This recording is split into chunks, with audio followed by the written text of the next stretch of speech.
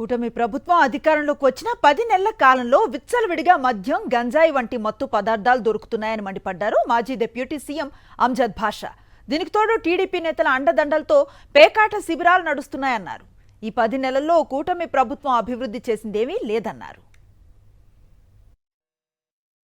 ఈ 10 నెలల కాలంలో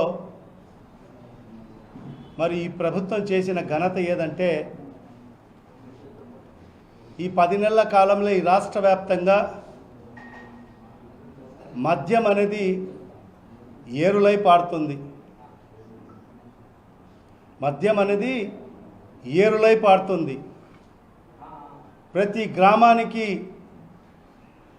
బెల్ట్ షాపులు పెట్టి మరి ఈరోజు మద్యాన్ని ఆ బెల్ట్ షాపుల ద్వారా ప్రతి ఇంటికి డోర్ డెలివరీ చేస్తున్న పరిస్థితి ఈరోజు మనం గమనిస్తున్నాం. గాంజాయి, మత్తు పానీయాలు టన్నుల